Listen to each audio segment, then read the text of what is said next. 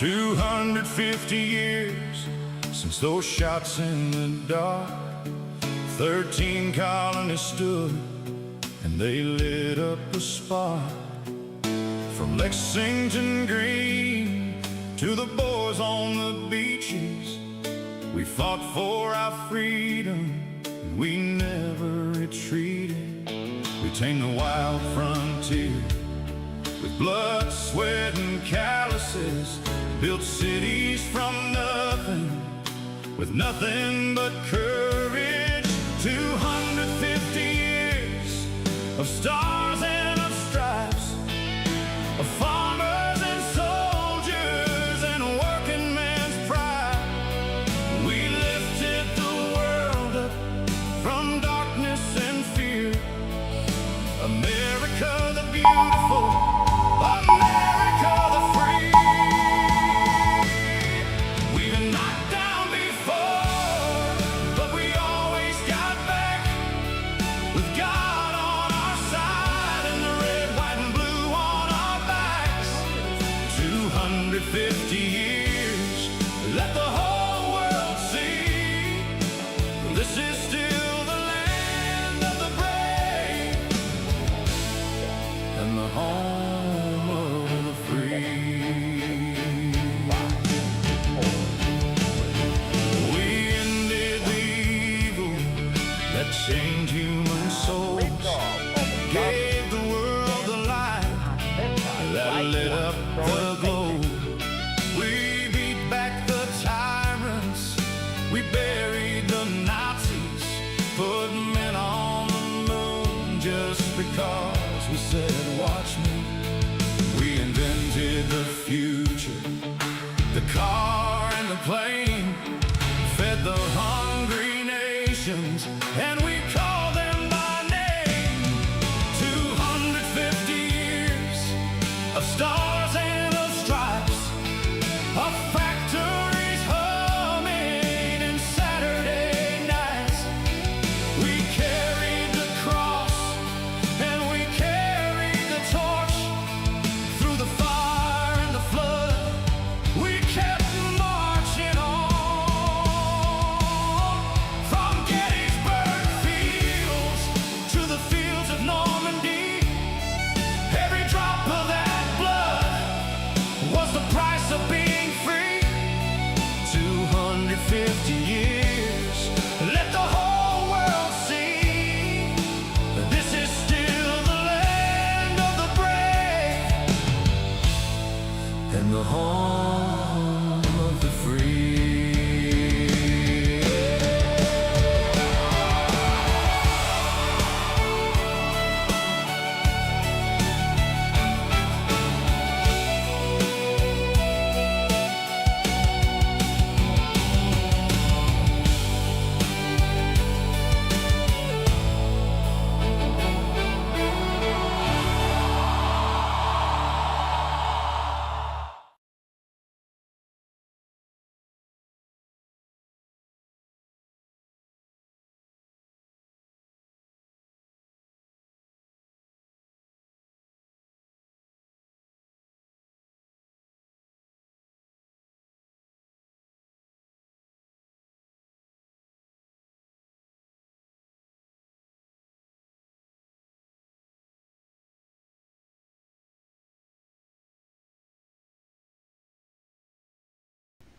Oh, jeez. All right, everybody. I'm trying to get it going here. This is ridiculous to try to come home and turn this around in 12 minutes. It doesn't work. I'm going to have to start going till 10 o'clock or something. I don't know. Going to have to do something because this ain't working. I've had it. This thing, the whole time it's fighting me. I can't get anything done. So...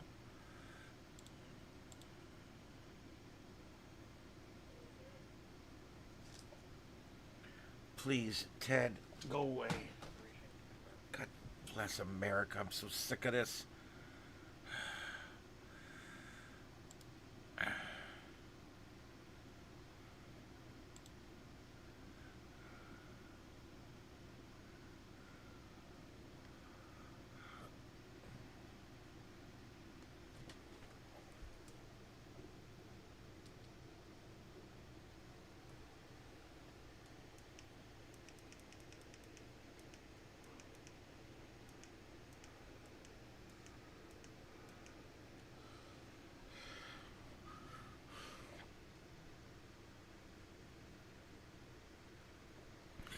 It amazes me that every single day I have to reset these cameras. They can't seem to find uh, they can't seem to find a home position. They always have to move around, and they're never in the same spot 2 days in a row. I don't understand that. I don't understand why a camera would be that way. It makes sense that it would return home every night, but this one doesn't. So this is why it takes me 2 hours to put this broadcast together, not to include prep time. Like looking up articles and things like that. It literally takes me forever to get this thing going, and this is why. And look, the ticker's not working. What's wrong with the damn ticker? God bless America. I'm about done tonight, I can tell you. I'm just about done. I had all this working.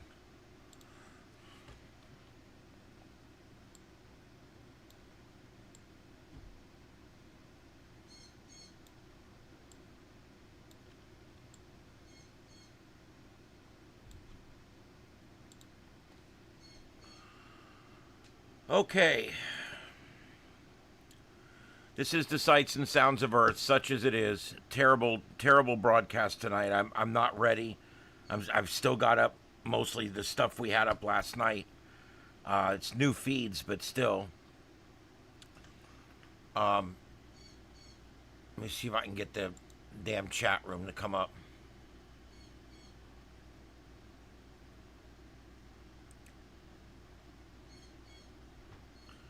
Yeah, and I'm getting that stream warning again. So I don't know why. Why am I getting a stream warning? I don't know.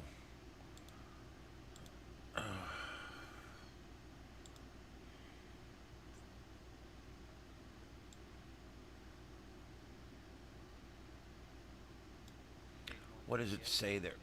Let me see if I can reset this. We recommend 6,800. 6,800.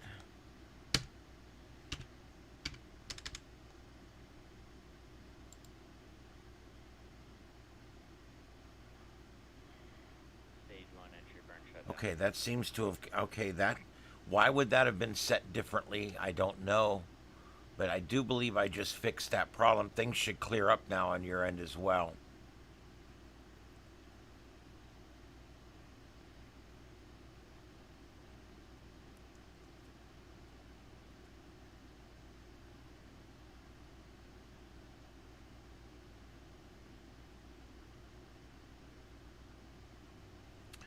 Yes, that is Philadelphia. You can go to Philadelphia 24 hours a day and see liberal success stories all along the highways and the roads downtown. You can see people passed out all over the place, basking in that liberal light and enjoying themselves in that bastion of humanity there. Kingsland, whatever the hell it is. Yeah, you're right. All right, and by the way, I played that Young Washington clip last night, and I got a copyright hit on it. Yeah, you believe that shit? And I sent them a complaint. I challenged it, and I sent them a complaint. And I said, so you don't want me playing the promo that you give out for everyone to play on my channel? Is that what you're saying? You don't want it? I'm not coming to see your damn movie. Kiss my ass. It pisses me off. So I've got a challenge in right now on that copyright hit on that one. I finally was able to clear 17 copyright hits on the July 4th video, and I was able to get monetization on that one finally. I think it's important for you guys to see just how messed up this gets for YouTube content creators. Oh, and I see my camera's not even up. That's awesome. There we go. It's a real mess for content creators, guys. They've made it to where if a car drives by, you're live, you will get hit. It's like I can't cover anything. I can't cover the parades because they're all playing copyrighted music. I can't cover anything. It's like if you're not recreating the song in its entirety, and you're talking over it and everything, why is it not covered under free use? I don't understand that. It should be fine because I'm speaking over it. We're using it for purposes of news gathering and things like that. So there's just no reason why I shouldn't be able to play, incidental music. It's not like I'm on here DJing. It's ridiculous.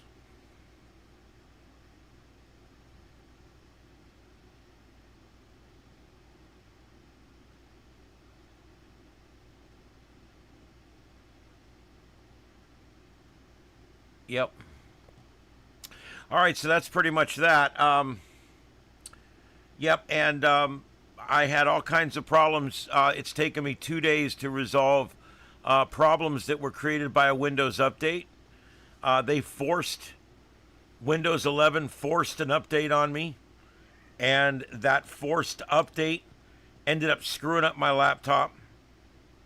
And it wouldn't stream, it wouldn't do anything. I had to go in and do all kinds of stuff to get it to where it would stream yet again. And I got to tell you, I am absolutely sick of Windows and their GD updates. I'm sick of it. I'm done with it. And so I went and had AI write me a script that would reprogram my computer so that it would delete everything out of that folder. And I come home today, and that folder's full of shit already. So I don't know what to do. I cannot believe what the links that Bill Gates and Windows will do in order to create issues with their users out here. It's my computer. I should decide whether it gets updated or not.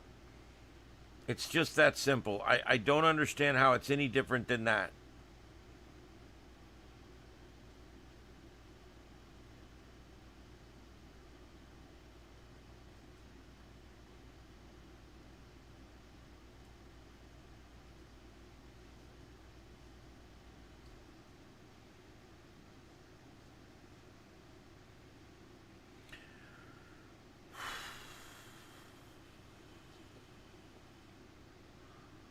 Yeah, I really want to switch to Linux, but I've got this the Zoron on 3 different computers, and I'm having issues, all kinds of issues with it. So I don't know what I'm gonna do.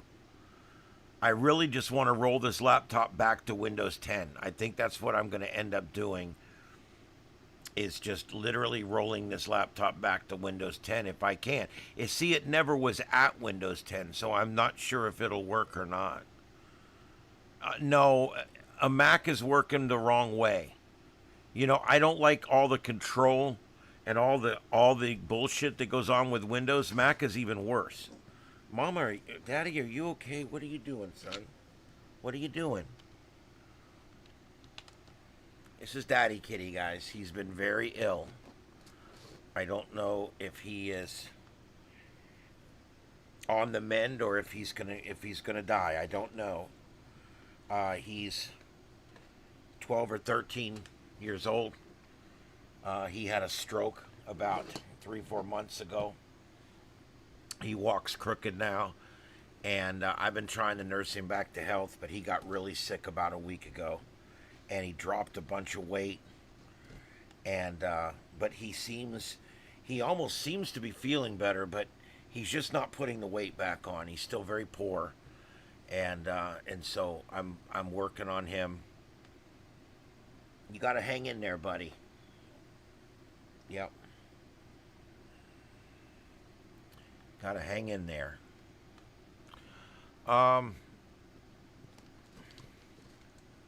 What are you trying to do your nails on my rubber pad for? I have not let any of the other cats lay up here, but I'm going to let you lay up here. But don't mess my show up. All right. Yeah, I do. I have an old version of Windows 10 that I normally use, and I can do a clean install, Windows 10 Pro.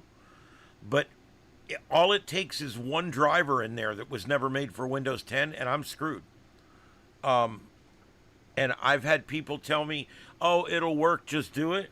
And I've had people tell me, "Don't ever do that. It won't work." So I don't know.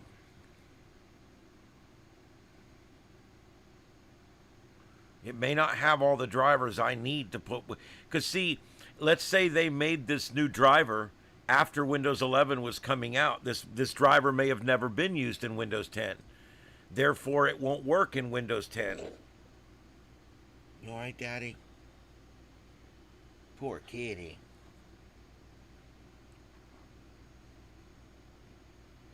Yeah. Well, you're coughing bad, but you look better tonight. His lungs got full. He quit eating. It was bad. He had shit running out of his eyes. But the eyes are getting a little better. I need to clean them up tonight. I need to clean them up because he's got a little bit around there, but not bad. And let's see. I'm still showing a stream warning. So again, I don't know why. I may have to reset the stream in order for these new changes to take effect.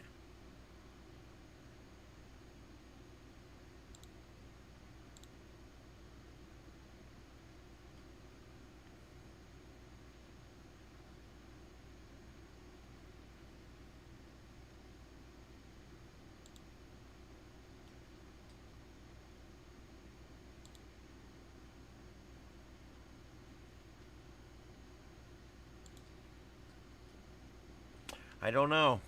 I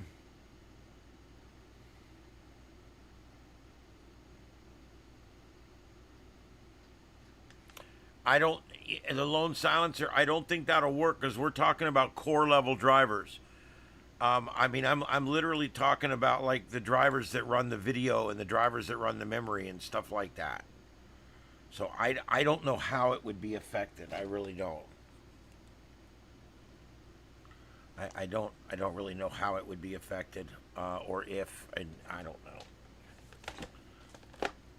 I just hate this Windows 11. I can tell you that this is another failure by Bill Gates and by Microsoft.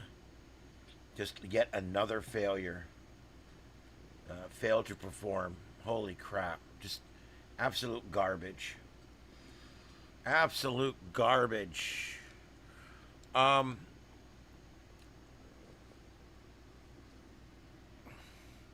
Yeah, and have you noticed that Windows works best when you first install it, and then every time they update it, it gets worse.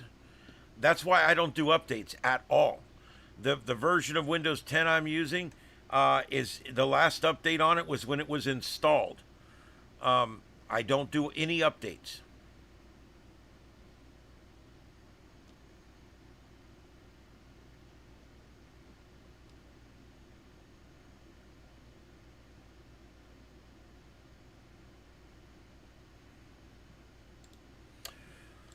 All right, I'm really aggravated tonight. I'm really just aggravated. I don't know why. I got to work and realized that Trey was out sick. I missed the message from him, so I had a fill-in host, Casey, which I like Casey, and we did our fill-in. And the problem is when we have a fill-in host, I have to do all 3 hours live, which means I have to be there till 8:10 before I can leave. I am 45 to 50 minutes away, which means if I leave right on time and I drive like hell to get here, I get here. I still haven't ate dinner. That will be after the show. There's no time. Normally I come home and I get home and I have usually an hour to an hour and 10 or 15 minutes, depending on what time I got out of work. Tonight, I got here and I had about 25 minutes to get this show on. And that's not even enough time to set up the screens and everything. See, you would think that when I shut things down and then turn them back on, everything would be just like I left it. And for some things, that's true. For other things, it's not. There's other things out there that are just not. And for those who don't know that normally watch the show, I'm not in my studio. I'm on what you guys have called the battle bridge. This is the auxiliary control. I'm basically in one of the rooms in my home. I'm set up over here in the corner. I've got my laptop, Windows 11. That's why I'm having all kinds of garfed up mess. But I've got 3 screens plus the laptop screen. So I've got a total of 4 screens here. And I am still able to do most everything I could do before. My regular computer is out there in the studio and it's set up and ready to go. I can still go out there and turn it on and use it. But I started getting the blue screen of death on it. I got it 2 different nights I was getting it. And then the next night it worked. So I don't know what's going on, but the heat kept getting worse out there. I think it might have something to do with the heat. I'm going to pull that computer out of there this coming weekend, and I'm going to clean it all out. I'm going to take it apart, put it back together. I'm going to just do whatever I have to do. Since I have this one and it's working, I'm going to take that thing apart. I'm going to clean everything out and put it all back together. Haven't done that in 3 years since I built it, so I'm going to do it. Kitty, just stop. So hopefully this way I can hopefully figure out what's wrong. Then if I can't fix it after that, if that doesn't fix it, I'm going to have to literally go in and try to diagnose whether it's the memory chips going bad, is it a motherboard going bad, or maybe it just needs a clean install, which I can do. I've already got a big drive, and I'll just dump everything out of it and I'll do a fresh install. Really don't want to do that, but I can do that. And that's probably where it's going to end up. But I can't do any of that because the air conditioner out there is trash. The big air conditioner that I spent $800 on ran for 3 years and now it's gone. The fan motor blew a bearing. The compressor still works. I don't know what I'm going to do. It's probably not worth getting fixed. But I think when I do eventually pull it out of the hole, I'm probably going to take it apart, because if I can just take that fan motor out and replace it, I may see if I can order another fan motor for it.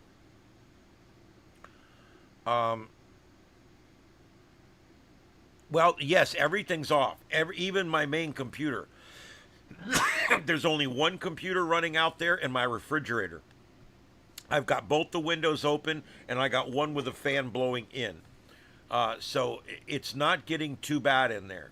I'm not running anything I don't need to run. The only computer running out there is my Sarnet feed computer, and that's it. So my pump won't stay primed. Our water here is on and off. It's crazy. My main air conditioner is down. My main computer is on the fritz, and I'm in a backup studio right now. So yeah, life's a bitch right now for me, and I got 2 cats that are sick. So yeah, it is what it is. I hope I don't have to put this one down. I'm really worried about him. Come here, buddy. What are you doing? What are you doing? Your claw's stuck in there. Oh, that's my man. Yeah, he's a good kitty.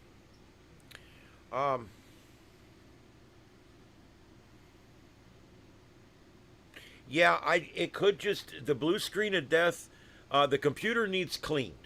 Okay, when you have a computer shut up for years without cleaning it, it gets all dusty and full of shit inside. So I've opened it up already, and I'm going to be pulling it out of there, and I'm going to be completely cleaning it and dusting it and wiping it down and completely cleaning the case and everything. So we're going to do that regardless. And then I'm going to, if that doesn't fix it, then I'm probably going to reinstall Windows 10, a fresh version of Windows 10. And if that doesn't fix it, then we're down to it being faulty RAM or a faulty board. I don't think it's hard drive. Everything I've looked up says I need to start with the RAM. That once I reinstall Windows and Once I clean everything out and reseat everything, if that doesn't work, the following thing is switch out the memory. There's two memory chips in there. I could take one out and see if I could get it to do it. If I can get it to do it, then switch them out and try to see if I can get it to do it with the other chip in. Try to figure out if one of the two chips is going bad. Oh, this little kid, he's poor. He's purring away. He's an old man. You an old man? Yeah, I'm going to miss this thing if it's time to go. I'm going to miss him. We're going to see how it goes. My main and my laptop both have Rosin 9. I don't mess around. I purposely bought Rosin 9 for both.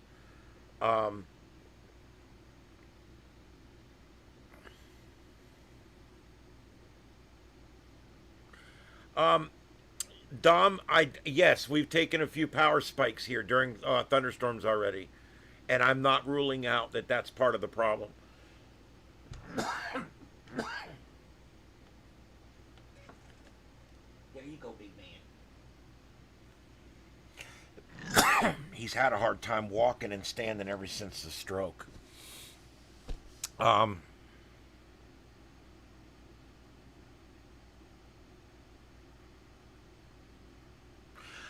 Moorhead, I'll check that and see and make sure that the thermal plate is still secured on there with the paste. None of that's been touched, so I think all that's good. But if I do have to take it all apart, like I said, I'm probably going to take it all apart. So, yeah, I'll do that. I will have to order that because I don't have any of that thermal paste. But, yeah, I'm not ruling out some kind of power surge. I'm really not. Because I'm having it. But, see, the air conditioner's bearings. That's usually one injury that's not caused by a power spike. That's just caused because the damn things ran wide open for 3 years. It literally runs for 3 years. Yeah, it's a Rosin 9. I've got a big radiator on it about that big that sticks off of it. It's got its own dedicated fan, and then it's in a box. And the box has 7 fans in it, I think. It's a big gaming box that I put it in so it could breathe. Yeah, I'm concerned that it's messed up even more than I know. You know, I don't know. The good news is I have this laptop and we are up on the backup right now. It does work pretty good. I'm still getting a bandwidth warning, but I fixed the error in the thing. So I think once I restart the stream, I can't reset this. God, my throat's gone tonight. I can't reset the stream without completely resetting the stream. So it's air cooled. But heat's not a problem. I check my heat. I keep an eye on it until the air went out. Now, once the air went out, the heat became a problem. I did 2 shows in there, and I was getting the blue screen of death because I think it was just getting too hot back in there.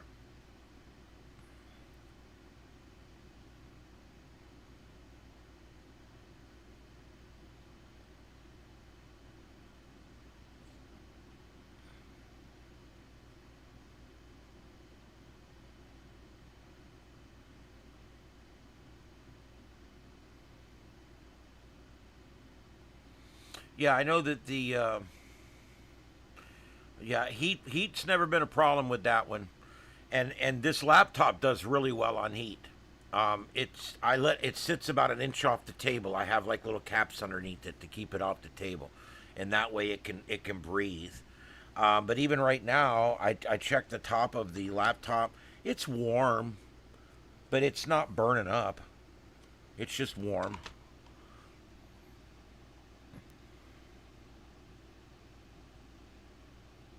That's the problem, Moorhead, is if this was 2 years ago, I'd just buy new RAM and stick it in there. No big deal. $150, new RAM. Get off the computer. $150 for some new RAM. I just throws 2 sticks of RAM in there. That Ram's now $800 or something. It's absolutely ridiculous. Now, I will tell you, they're ramping up production in China. And so hopefully these prices will start coming down. All right, let's do a quick roundup of the news, and then I'm going to get out of here at some point. I've had a very long day, and I'm going to get up in the morning and go at it again here and see what kind of damage I can cause.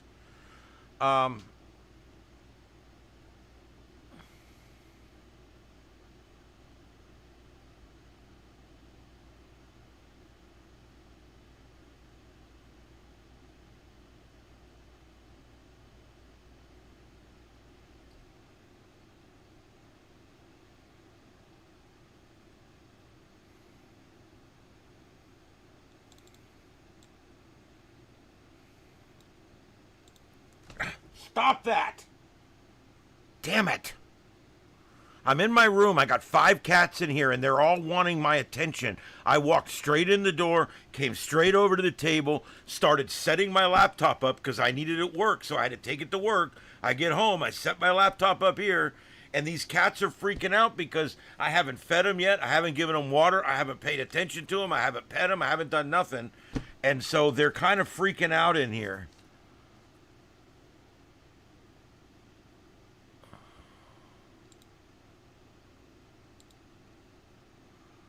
I'm going to talk to my boss again about allowing the fill-in host to record that last hour like we do on the regular show. I can't do this. When I come home an hour late like this, it just messes up my whole night. I like to be in a good mood. Come home, get on the show, have a good time, talk to everybody. It's hard to do that when I'm all agitated and upset because it took so long to get home and nothing ever works right and whatever. All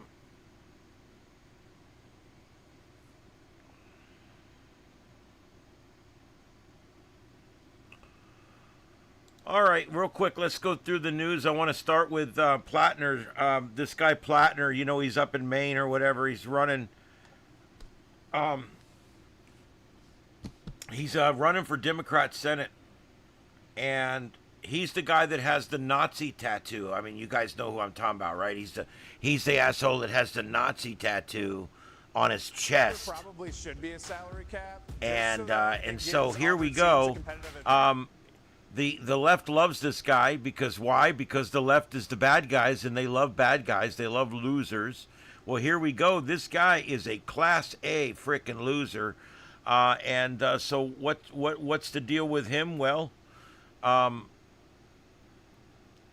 there was all kinds of allegations of him before. He talks that he hates the country. He did all kinds of shit. And everything's the guy's just a real asshole, right?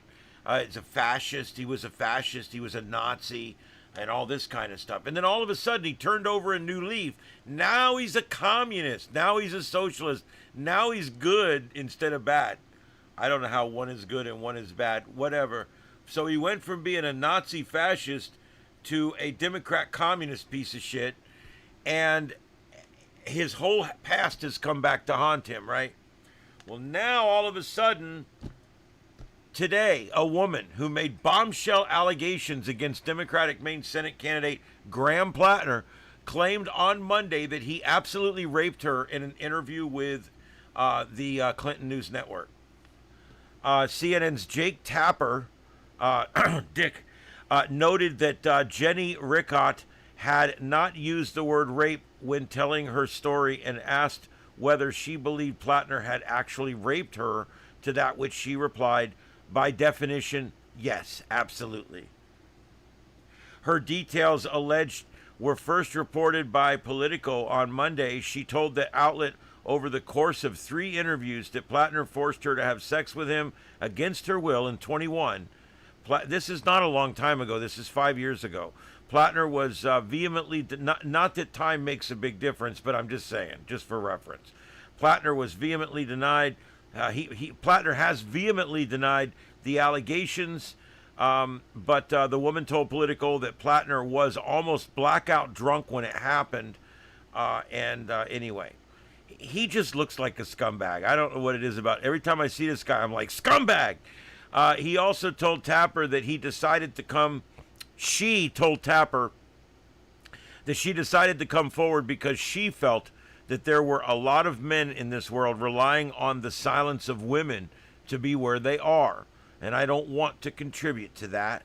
When Tapper pressed her on her potential blowback from Platner's supporters who claim that she was motivated by politics, she said she couldn't disagree more. And that she wrestled with a huge moral conflict because she agrees with Platner actually politically. She believes she agrees with him politically. She's not a political opponent. She says, I agree with his politics. I guess his politics now, because he was a Nazi fascist before, and now he's a Democrat socialist. So I don't know which politics she agrees with, but she says she agrees with some of his politics, and she said she thinks somebody with those political stances and who are willing to do the work, she said, but she sees his political videos, and she says it gets her fired up as well. I understand why people want someone like him in office, but I feel like me coming forward would essentially potentially take that away. Despite her allegations, she said she would not necessarily tell people not to vote for Platner. What is with these people? She's a victim. And yet, she kind of likes the guy that she just ruined, I think. Oh my God. I don't know. What's the deal? Well, is he going to step down? Platner's campaign has faced multiple controversies, including over the Nazi tattoo on his chest or other things. Several Democrats have now rescinded their endorsements of Platner, and some called him to drop out of the Senate race. The main Democrat Party issued a statement urging him to withdraw from the race. In June, the New York Times published an article with allegations against Platner made by a woman who dated him in the past. That was a different story. And also, the woman did say in 21 he arrived at her house drunk. And she had asked him not to come over, but he did anyway. She declined to elaborate any further in public. All right, so there you go. That's what's going on with that. That is, that's what your latest Democrat Senate candidate is up to. They're such good people, Democrats. They always are such good people. Oh, did the USA just lose?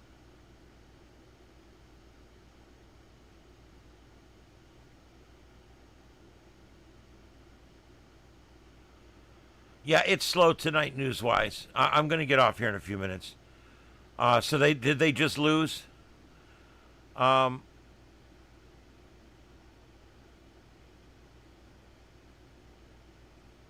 she's warped in the head. See, even when she's the victim, she can't help but side with the bad guy. It's almost like, what do they call that syndrome? I don't know. It's weird. This whole thing is weird.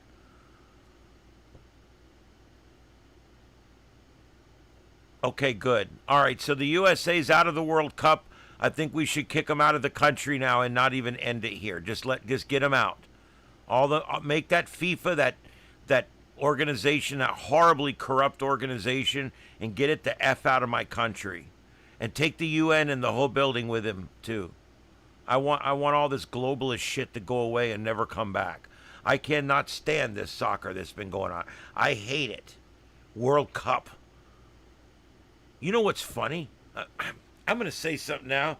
I don't pay attention to sports, okay? I don't. I watched NFL for a time when my family was really into it.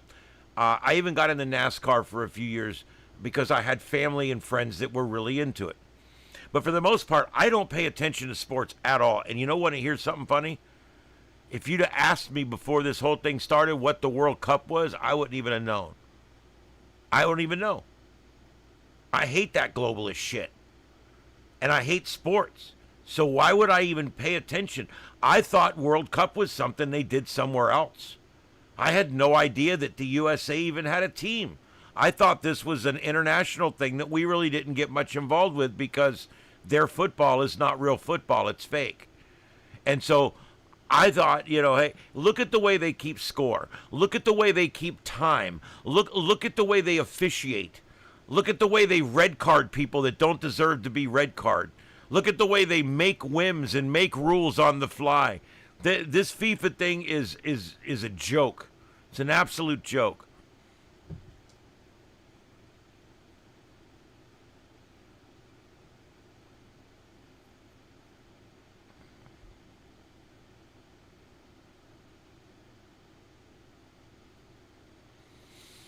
I don't care that they lost. I really don't, because the game, just like the NFL and everything else, the games are fixed. They already knew who was going to win when they got here. I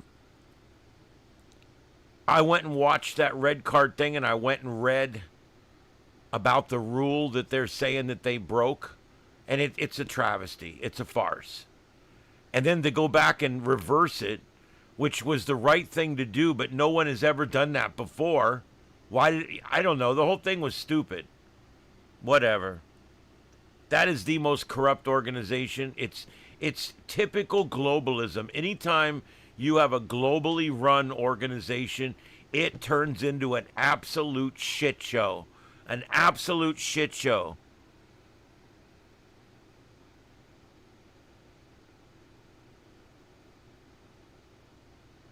Yeah, they weren't going to let us win. You realize that, right? I mean, just like wrestling and anything else, they decide who's going to win. They really do. Now, if you want to find something where they don't literally decide who's going to win, you could go to something like NASCAR or something where there's individual competitors. But even there, it's so controlled and so contrived, they easily could make someone have an advantage over someone else, and they do.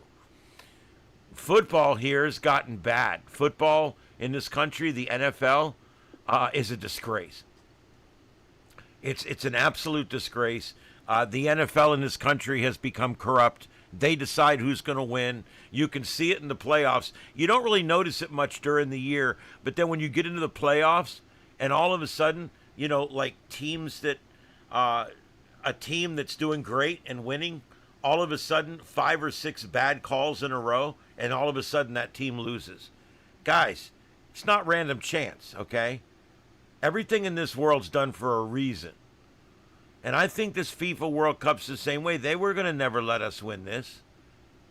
The only positive that's come out of this whole stupid thing is the fact that all the Europeans and all the Aussies and all the other folks are coming over here, and they're seeing that our country's not a big swampy piece of shit like they've been told on their liberal media over there over and over and over again. They're constantly told over there by the liberal media, by the BBC, they're constantly told over there that the United States is garbage and that we're shit and the food is garbage and the people are mean and nasty and that the places are disgusting and everything's overcrowded. And guess what?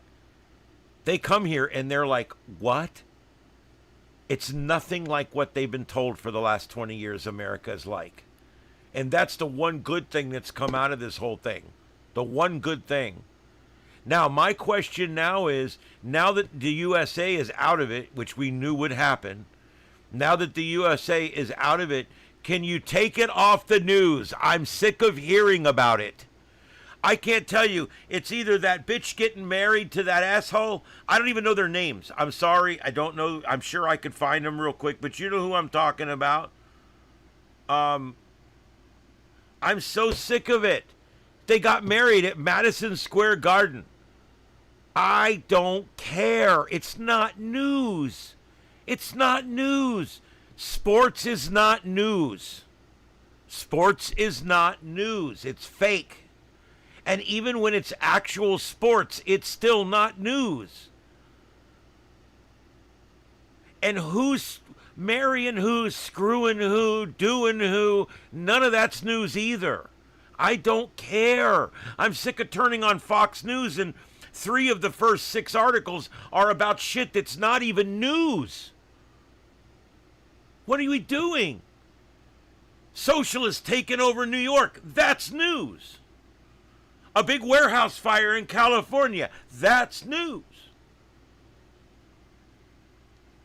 Senate hearings on transgenders in female sports. That's news. But my God, the NFL draft or the FIFA World Cup red card scandal bullshit, that's not news. And it never will be. God, I get so sick of it.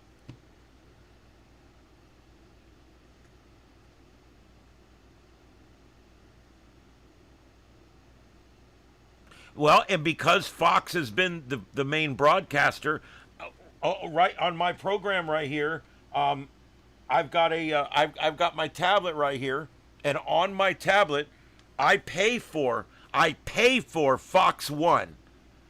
Okay, I work for a Fox affiliate. I still pay for Fox One. I pay for Fox One so that I can have Fox News up while I'm broadcasting here and while I'm broadcasting at work. I need to have Fox up so that if a plane crashes or something, I see the chyron turn red. I know we've got a problem. And so I bought this, but I'm about to cancel it because every time I turn it on, it starts playing the game that's on. It won't even, I have to go find the news. They bury Fox News Channel. And it's because they're doing everything they can to boost the ratings of the FIFA. And I hate that. It's artificial. Yeah, Moorhead, I have to pay for a YouTube Premium too. And I'm a content provider. I make money every month here on YouTube. And I have to, if I want YouTube Premium, I have to pay for it. Nobody gives you shit for life anymore for free. I can tell you that right now.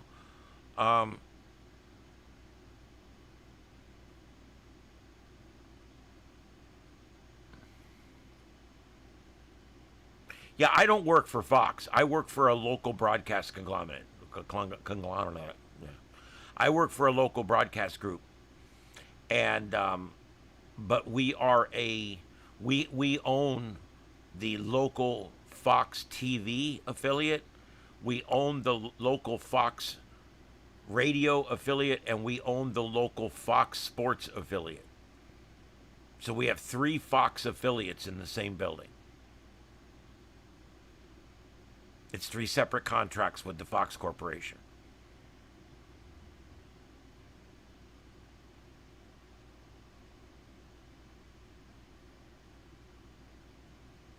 You're right, and it does.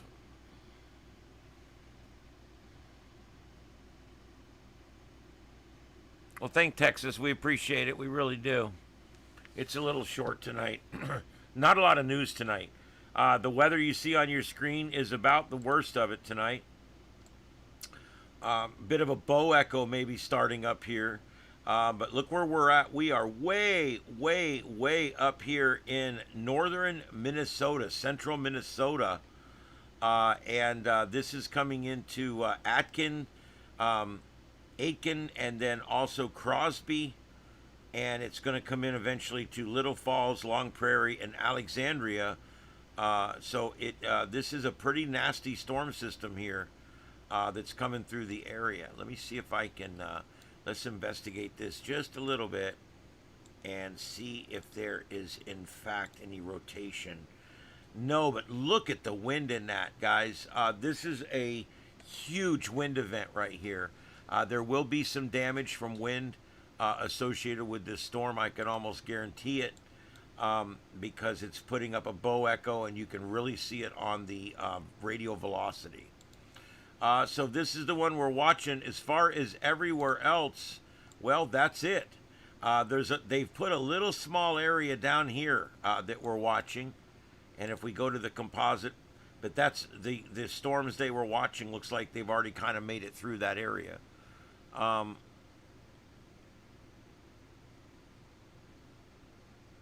Oh, wow. Okay, so it did produce a brief tornado up there earlier. So that's where we're at.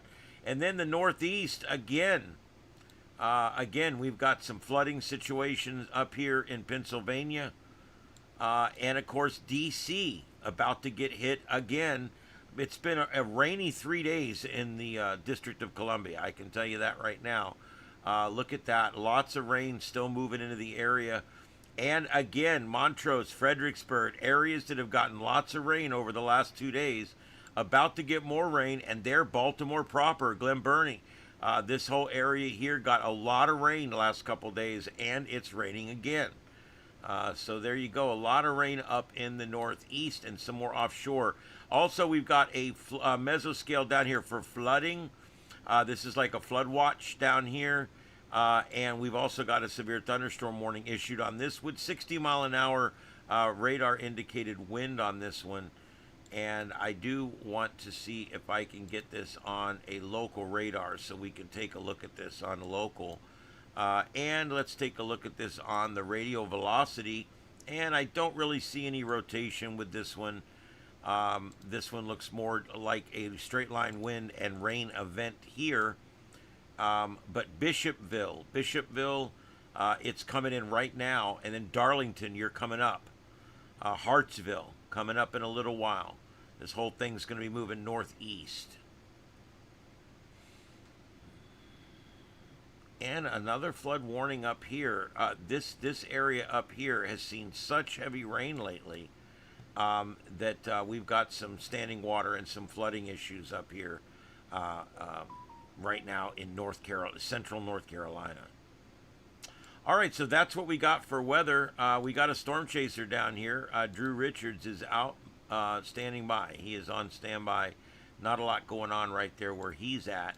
All right, let's go back to the composite. There you can see everything we got in the country. It's kind of busy, but nothing really major. So I'm going to leave it on this because this is kind of our big story right now. No actual storm chasers broadcasting that I know of. Yes, that's Etna in Italy, and it is still going from last night. All right.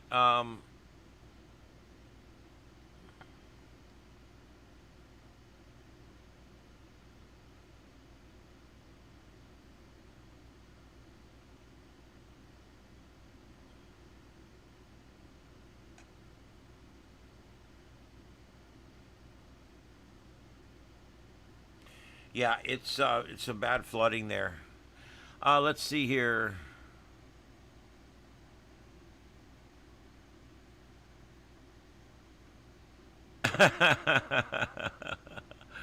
Oh. All right, so there we go. Let's see here. What else do we got? All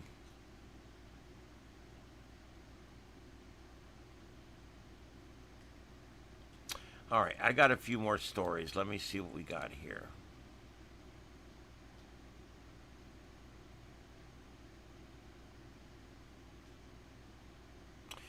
Fox News is reporting that the U.S. team falls to Belgium, which we knew. They're calling it a puzzling performance. I wonder what that's all about. Let's see.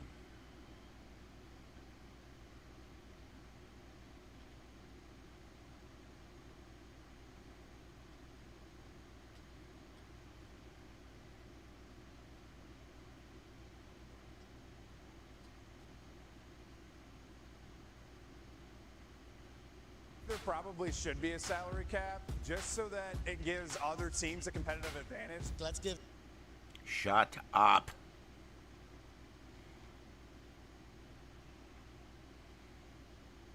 Yeah, I don't know. I don't care. I don't know why I'm even reading it. Let's see here. LeBron James. I mean, here we go. The first article, the third article, not news. Not news. This is not news. LeBron James, don't care. Don't care what book he's not reading this week, if you know what I mean. I really don't care what he's doing.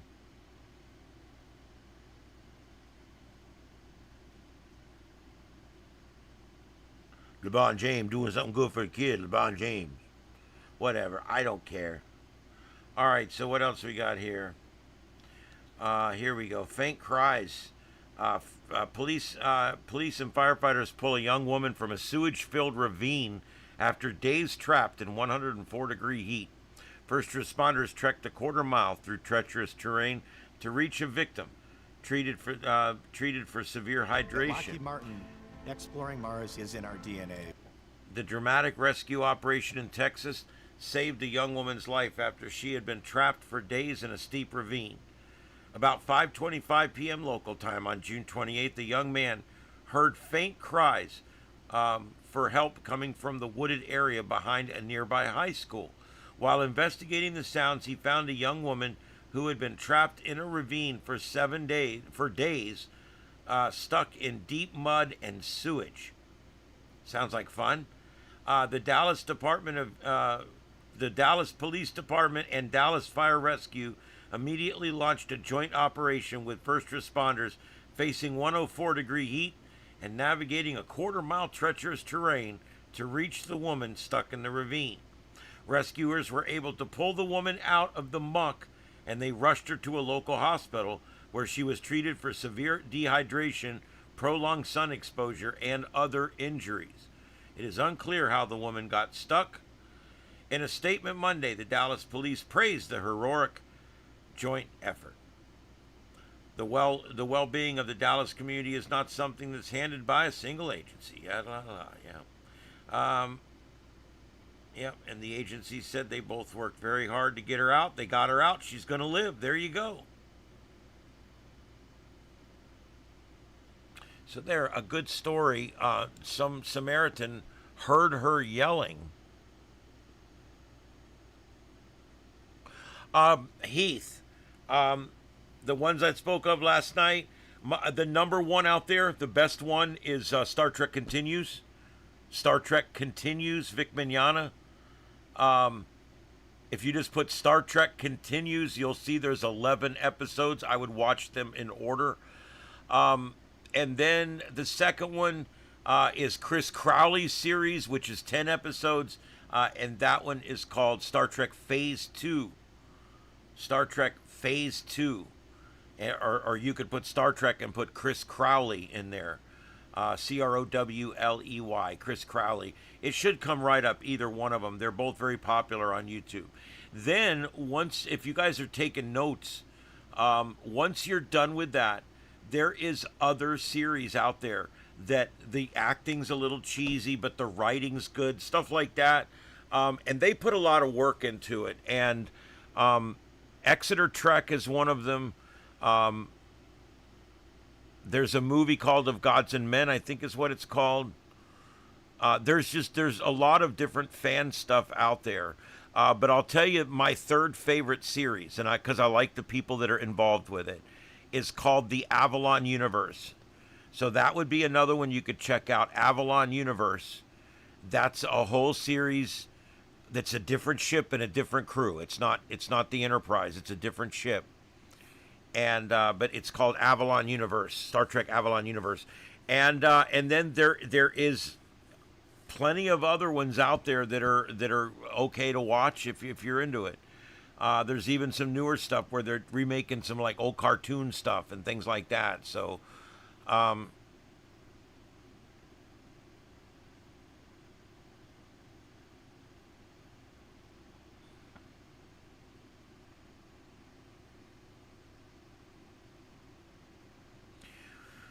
oh man, yeah, I would start with Star Trek Continues. They are definitely the best of them. There's an 11 series run, and it picks up right after Turnabout Intruder, I think is what that last one is called. Turnabout Intruder, which is the one where that Dr. Bitch switches personalities with Kirk. Not a great episode, but not too bad. It's but she switches personalities with Kirk, and of course it gets all switched back at the end. But right after that, they were technically supposed to start their fourth season, but it never happened, and so there was never an ending. There was no end episode. There was never an ending. You know, most episodes, like, you know, Star Trek The Next Generation, we had the best of both worlds. Star Trek Deep Space Nine, we had What You Left Behind. Star Trek Voyager, a great two-parter at the end of that one. I forget the exact name of it. Journey's End or something like that.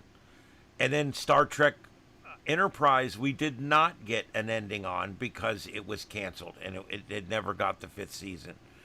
DS9, probably DS9 and Voyager are my 2 favorite Star Treks other than the original series. Yeah. Voyager and Deep Space Nine, by far. I love Next Gen. I love Enterprise, but they're tier right below that. Yeah, Voyager. Next Generation was great. I like a little more phaser play than Next Gen offered. That's why I like Deep Space Nine. They were always burning somebody down in that. Yeah, a lot of people started watching Voyager thinking they weren't going to like it, and they did, and that includes me. Listen, I watched the first 3 or 4 episodes of Deep Space Nine, and I quit. And then a friend of mine called me up and said, dude, I'm in season 3, and it got a lot better. So I went back, and I picked it back up where I left off, and I made it into season 3, and then I was hooked. I was hooked like phonics. Yeah, and Voyager's the same way. I watched the first 2 or 3 episodes of Voyager and was really unimpressed. And then about 4, 5, 6 months later, I hadn't been watching it. It had been on the Paramount Network, but I hadn't been watching it. And somebody called me and said, man, that is really good. It's really good. So I went back and started catching the reruns. And yeah, it is. It was really good.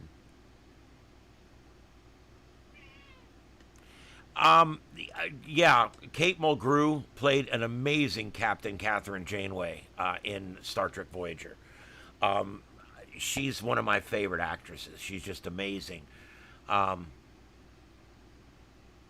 They tried different captains in that role, and they finally ended up with Kate Mulgrew, and I'm glad they did because she was really good.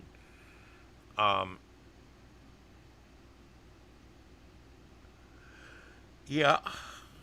Oh, man. I'm sorry, guys. I'm yawning right in your face.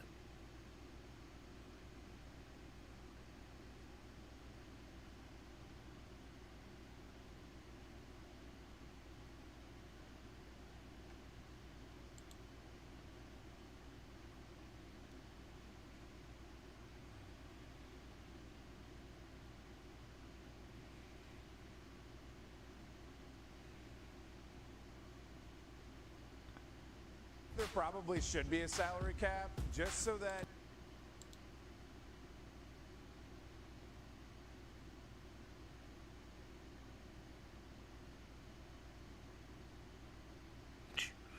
California.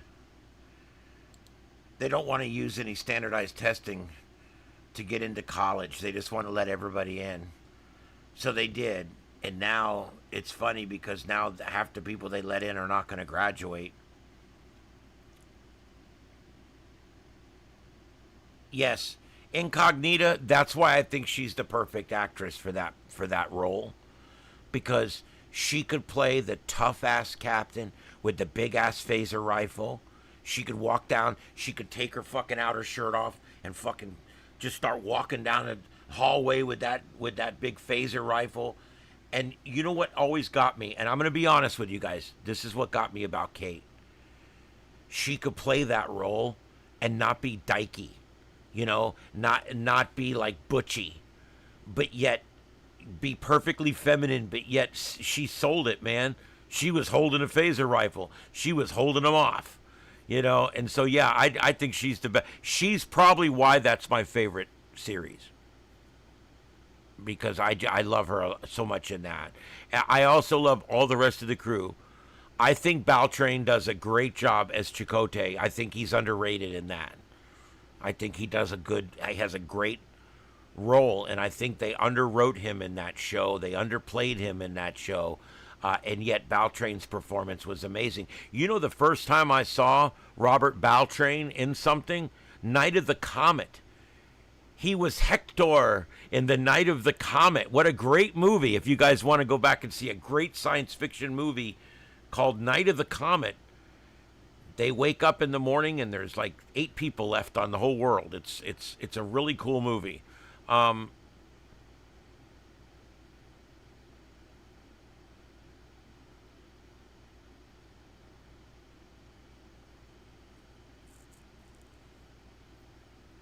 Yeah, see, today they would have played her up as a big dyke or something. It would have been totally different. And yes, I saw the comment earlier. Woke Trek is terrible. The woke verse is just nuts. The Kurtzman verse, as I call it, is terrible. It's bad Star Trek. Picard, the only thing worth watching in Picard is the last season, and technically the last 3 or 4 episodes, but I would watch the whole last season. If you're a Star Trek fan at all, especially Next Gen, you have to watch the last season of Picard. Even though it's a little woke and it's a mess, it's some of the best Trek. Look, as bad as woke Trek is, and there's some things like Academy, Starfleet Academy, that should be burned. They should never allow people to watch that ever again. Okay, that is all drivel. It's garbage. It's shit. But there's certain things, like the first couple seasons of Picard were okay. They weren't great. They were okay. But then you get into the last season of Picard, you got to watch the last season of Picard. I'll give you another one. Strange New Worlds. I love Ensign Mount as Christopher Pike. I like the crew, even the lesbian ones, because like half the ship's lesbian. And it's woke, but it's not as woke. See, Kurtzman put someone else in charge of that particular show, so it doesn't have quite as harsh the woke elements that many of the other ones do. And what you need to do is research a little bit which episodes are good. There's a fantasy episode in the first season that's not that good. It's crap. But the rest of them are all pretty good. They're good Trek. Season 2, there's a musical. Something malfunctions and makes people start singing and dancing all over the ship. Probably the stupidest Star Trek that's ever been made. And so they lost a lot of their credibility. There's a lot of, they lost a lot with me on that one. I really don't like that one. So you just got to look and see, because there is 5 different ones. Now, the last season, season 3, I think it is, they're almost all garbage. So 1 and 2, there's just 1 or 2 bad episodes in each season. Season 3, almost all bad. They completely retcon the Gorn into something different. They bring back the Metrons and stuff. I mean, it's like, you didn't need to do all that. It's just crap. Why can't we write new Trek? Why does every Star Trek they write now have to be a take on one of the old ones that we've already done? Or everything they write now has to be it has to be a new take on an old episode, or an old episode on a new take. And why? Why can't we just write new Trek? I'll tell you why. Because the writers suck. The writers suck. They all work for a man that sucks. I'll leave that there. And yeah, it's a ridiculous mess is what it is. An absolute ridiculous mess. So if you're going to watch Strange New Worlds, I suggest you research and only watch the ones that true Trekkies say are good episodes. But yeah, Academy is complete garbage. The cartoons are garbage, although some people say they like them. So I'll put that out there. I don't like cartoons. Star Trek should never be made into a cartoon. It's a serious TV show. It's not a comedy. It should never be made into a cartoon. We were just talking about that Incognita. We just mentioned that a couple nights ago, or last night actually. I could take the the original series rule book and a novelization, and put those both into AI, and it should, within the next 18 months to 2 years, I should be able to make television quality Star Trek episodes without Hollywood. And that's going to be so amazing.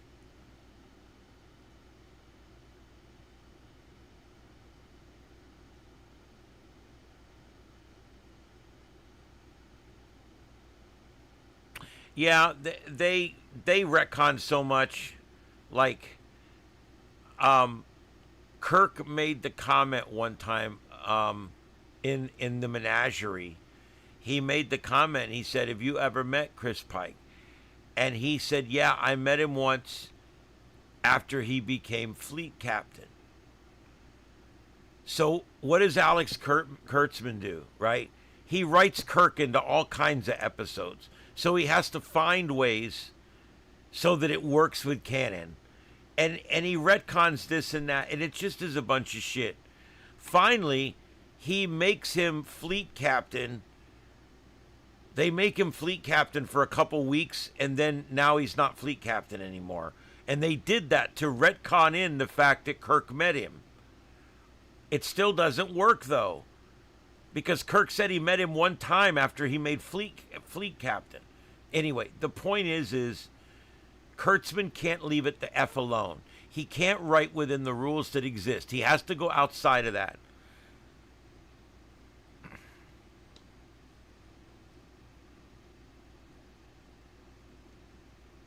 It's going to be amazing to be able to make our own television shows. And we're there. We will get to see this in our lifetime. It's amazing.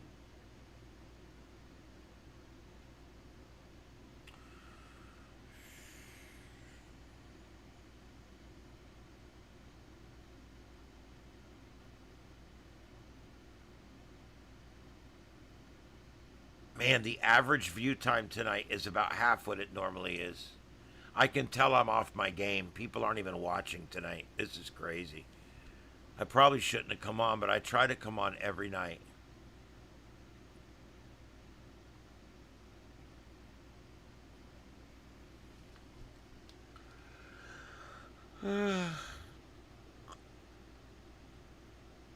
Our host tonight, Casey Bartholomew, who is our fill-in host, great guy.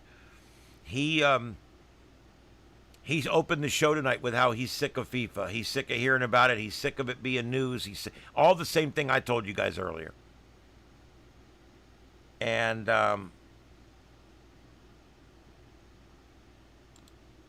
well, sure enough,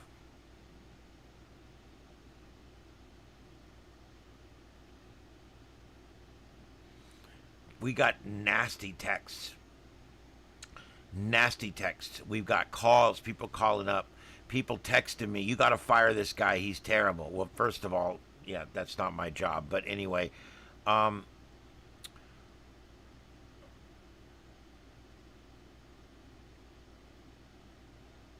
okay, let's see here.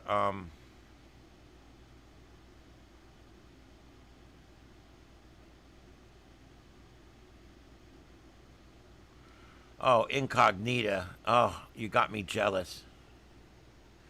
I was already starting to look at how I was going to build my AI machine, and then the AC and the pump and the computer all went out in the same week. So yeah, I don't know. It'll be a little while now.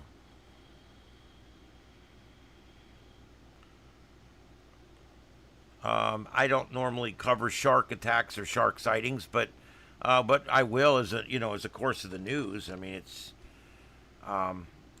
they're a freak thing, like a lightning strike or an alligator attack. But they do happen. They say, "Oh my God, we had someone bit by a shark last week." Yeah, but you guys realize there was 7 million people that swam off of the coast of Florida last week, and we had one person get bit by a shark. It's still pretty good odds, don't you think?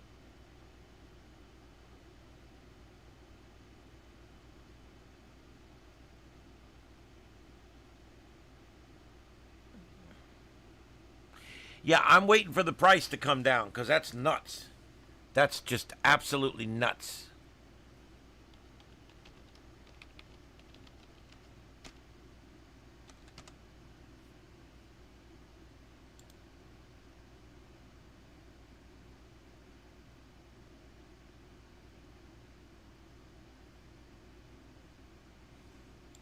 Yep. So somebody mentioned Mitch McConnell.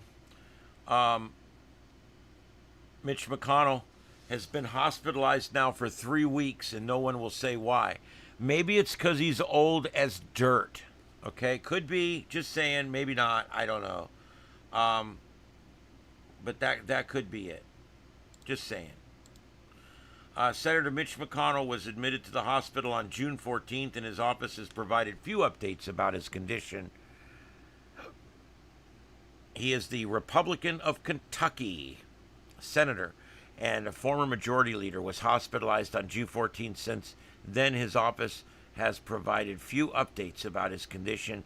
The scant official statements have led to speculation around Washington and efforts to piece together information on what happened. Here's what we know so far. The most recent statement from Mr. McConnell's office on Thursday said that the senator appreciates the outpouring of support he's receiving while he continues his recovery in the hospital, and that he continues to improve and is working closely with the staff on Kentucky and Senate matters while the Senate is out of session. Yeah, okay, we all believe that, right? He's in there in the hospital bed, and he's working on business. Aides to Mr. McConnell, 84, have not disclosed what prompted his hospitalization. Well, first of all, we know, and I think they'll get to this in just a second in the article, he was found unconscious, unresponsive.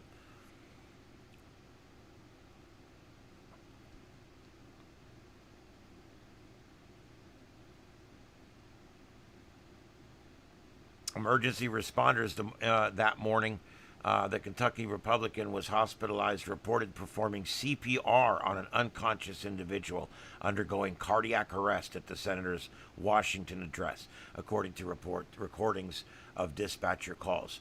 So they were dispatched to a cardiac arrest. They arrived on scene, and he was a full arrest.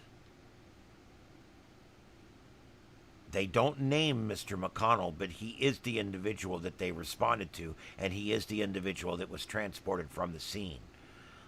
So there's a chance that Mitch McConnell was in full cardiac arrest. Why is that important? I'm going to tell you guys something that you may or may not know, okay? A lot of people don't realize this. A lot of people think, oh, you get CPR, you wake up. It's like a lot of people watch TV shows like, I don't know, any of them, just name one. Hunter, Starsky and Hutch, any of these police shows over the years. And what do you see? The person's down, they come up and they lift their neck up and they do CPR on them, and the person coughs a few times and they stand up and they walk away. No. There's rare occasions where someone's choking on something and a Heimlich maneuver or something will get that dislodged, and they'll be fine from that moment forward. But generally speaking, cardiac arrest is something very different. If you go into cardiac arrest, the damage done to your body is almost unrecoverable. I did CPR on over 100 people in my career, okay? Almost 20 years at the fire department. I did CPR on 100 people. I think I saved 4 or 5, maybe 6. CPR is a last-ditch effort. It's something that you do when the person's going to die anyway, and so you do something, because something is always better than nothing usually, unless you're a Democrat.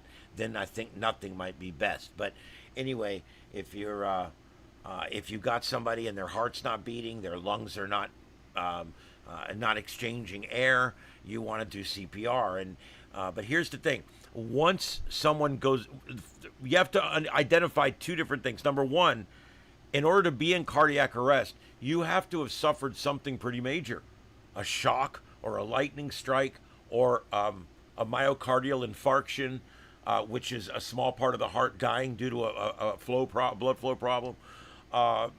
You could have any kind of an embolism or different things. There's a lot of different things you can have, even bleeding into the pericardial sac and things like that. There's a lot of different things that can happen to give you a cardiac arrest. Now, some of these things are fatal. You get there and you do CPR like a monkey for 25 minutes and they pronounce him dead. Why? He was dead when you got there. He was already dead from cardiac arrest, okay? What CPR does is it holds their own. It tries to prevent brain damage just long enough to get the medics there. And then what do the medics do? They do what they call ALS, or Advanced Life Support Protocol. When they go into ALS protocol, they begin to push things like epinephrine and atropine and things like that will stimulate your heart into beating again. So, in other words, not only is your heart not beating, but whatever caused it to stop beating also caused other damage. The heart itself may not be able to be restarted because it was a bad MI. It was a myocardial infarction. It was something so bad that so much of the heart was destroyed that even CPR, even the right drugs, even the best medics are not going to bring you back. So when they say Mitch McConnell was in cardiac arrest and they did full CPR on him, he's in bad shape. And I'm going to tell you why. That man was in really, really bad shape before this episode. He couldn't hardly walk. He couldn't hardly talk. I mean, he's looked like an old turtle for like 20 years, but now he looks like an old dying turtle. And then this happened. We don't know whatever it is happened. He goes into some kind of, to quote Bones McCoy, some kind of damn arrest. And he gets into that was from the fifth movie. Anyway, he goes into cardiac arrest. So what do we take from that? Well, something major happened. Now, so you have to get their heart going despite something that happened that was so severe enough that it stopped his heart in the first place, right? Now we get to the second part that I told you about. CPR is bad on the body. Do you know that if you do CPR on somebody and you don't break the rib cage loose, you're not going to save them? Do you know the majority of the time CPR is not done hard enough? You have to break the breastplate loose on the cartilage in order to push it down into the heart. I know this is terrible. It sucks. Cardiac arrest is something that kills about 95% of the time. And the other 5%, someone was there to do CPR. An AED was available. Maybe you had some kind of tachycardia, some kind of dysrhythmia. Okay? Maybe it was ventricle tachycardia, let's say. Well, that's survivable as long as you get an electric shock quick enough. The heart only sits there and quivers for 4 or 5 minutes. After that, it goes into a systole. Hitting a systole with electricity doesn't do anything. That's why the first thing you have to do when you get there and they're in a systole or a straight line, the first thing you have to do is start pushing epinephrine and stuff on them to get their heart to begin to move again. Once you get it moving, then you can reset it with the defibrillator. You know, on TV when they show flatline and they hit them, bullshit. You don't save somebody that's flatline. You have to get them out of flatline first with the drugs. You have to do good CPR because the only thing that's going to move the drugs through their system is good CPR. Okay? Again, that pushes the heart and it moves all the stuff through the bloodstream. I swear this cat's feeling better tonight. I'm so glad. I think he might make it, guys. I thought it might be end of life for him. He's had a rough life, but the last 10 years he's lived here with me and he's been doing great. But he had a stroke 6 months ago, guys. That takes it out of you. He had a stroke about a month after my mom had a stroke, or through 2 or 3 months after my mom had a stroke. Teddy, I need you to go, buddy.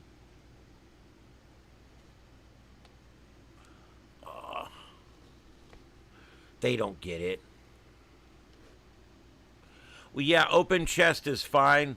But again, you're correct. That's the best CPR. But remember, when you crack a chest, the recovery time is just immense. It's terrible.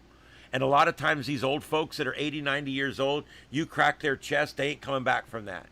You have to remember that to save them, you've got to do a lot of damage.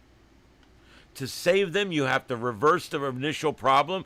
And to save them, you have to cause more damage than good. It sucks. It sucks. I did CPR on a guy. I spoke to him 2 months later. He still had black and blue marks. He still could not take a full breath in. He was still recovering from his chest, from where I broke his ribs. I'm just telling you, if they did CPR on him, he's done. As old as he was and as bad a shape as he's in. I don't mean to be cold. I don't hate the guy. All right. I never thought he was the best politician, but he's all right. But yeah, probably not good news. If they're saying they did CPR on him, that's probably not good news.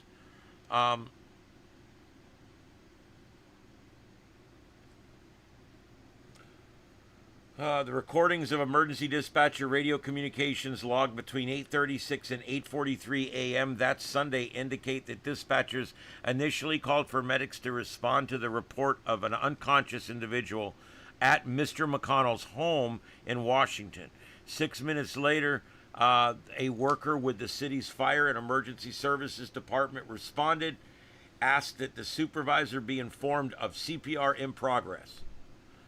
Mr. McConnell, and by the way, if you arrive and you're got a major injury or a major illness to a celebrity or to a congressman or something like that, you would immediately notify what they call the chain of command.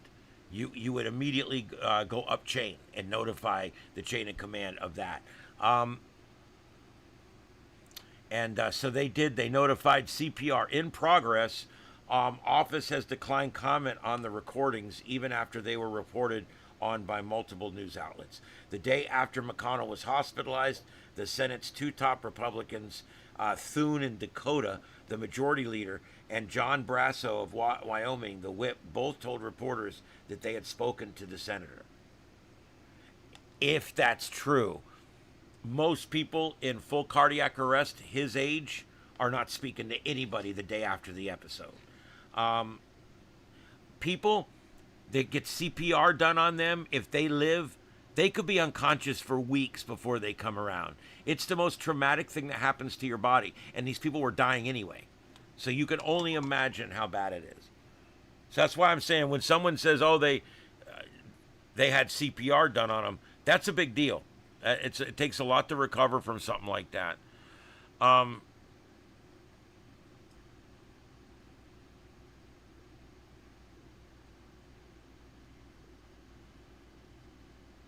Yeah, incognito, they don't do it as much as they used to. There's just so many other alternatives now. Yeah, so there we go. Let's see here.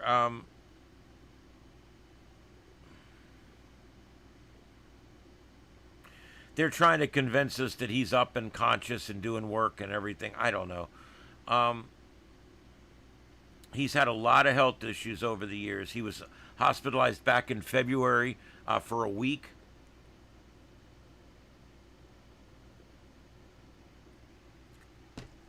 That one there was flu-like symptoms. In 23, he was hospitalized after a serious fall and concussion. Even before these hospitalizations, McConnell, who had polio as a child, had long walked with an uneven gait. He had in recent months used a wheelchair to travel from his office building to the Capitol, which is a good walk. It's a decent walk. I've done it.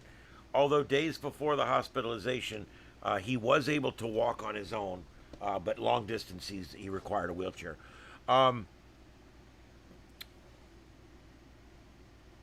That's pretty common with older folks. They can still walk, but they don't have any stamina. And so if it's more than just from the car to the restaurant, they probably gonna need a wheelchair.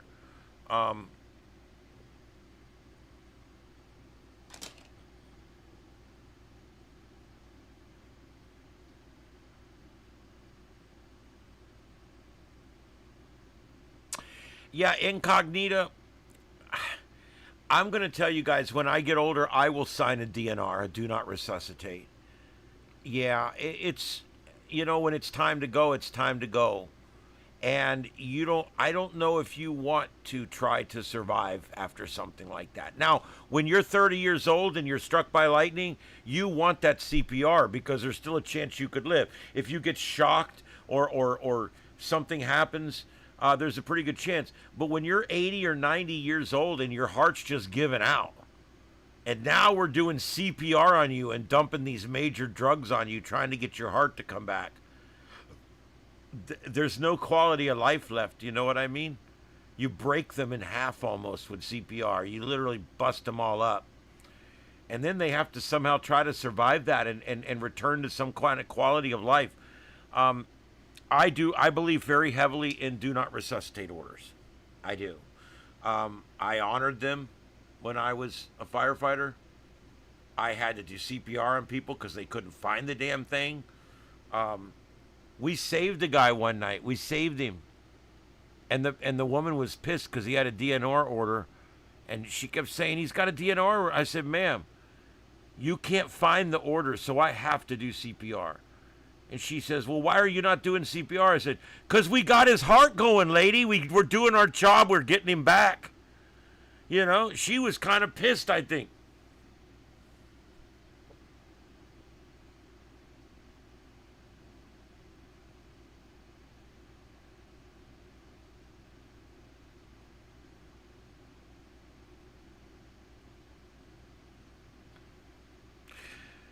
Because these doctors know, like I know, being a former first responder, EMT,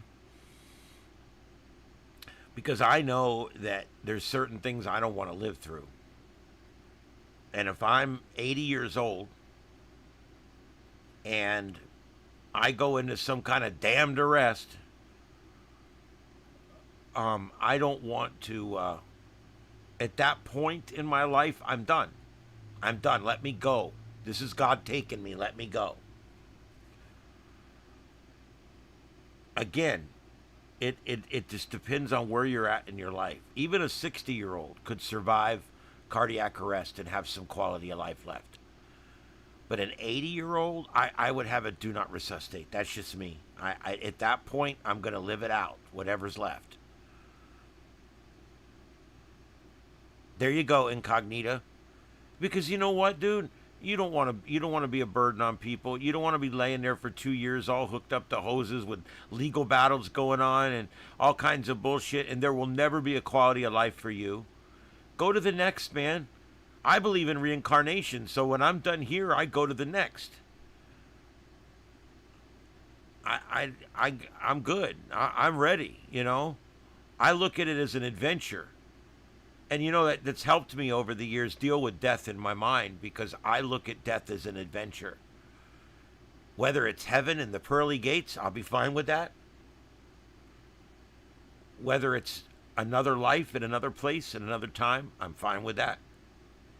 But either way, it's an adventure. There's enough proof of the afterlife out there that I'm fairly comfortable.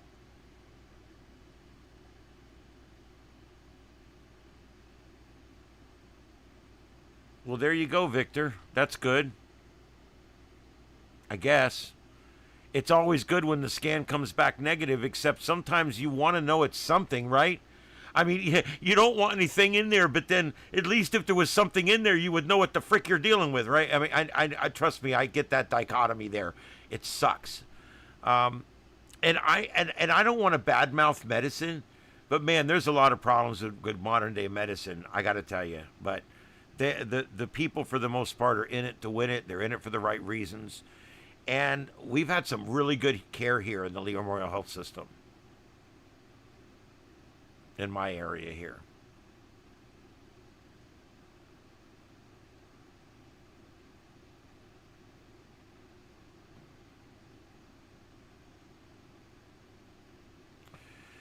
All right. Guys, I'm watching the chat. If there's anything else you guys would like to talk about.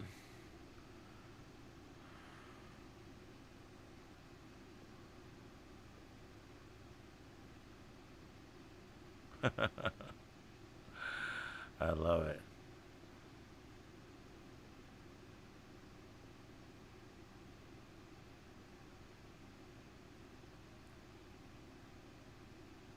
Well, whatever it is, incognita, it's there. It exists.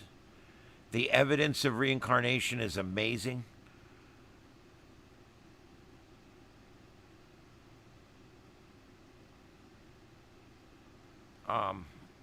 Yeah.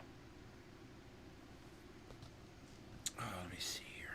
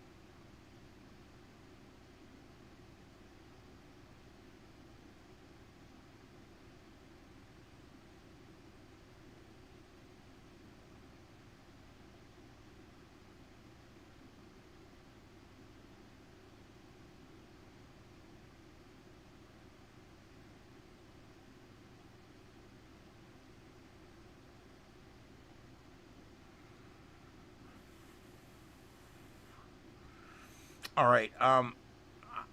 There's so many of these in here. I'm looking for the one I want you to see, but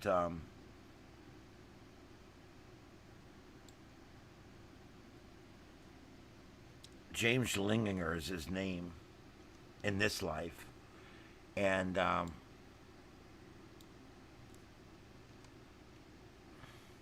this kid, at 2 years old, starts telling his parents stories.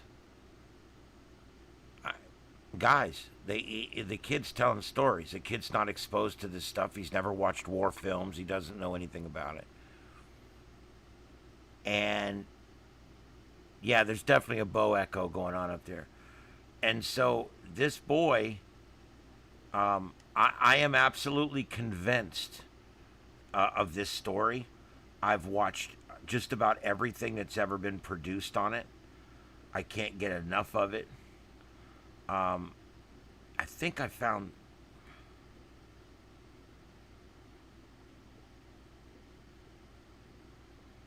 Nope, that's a different one.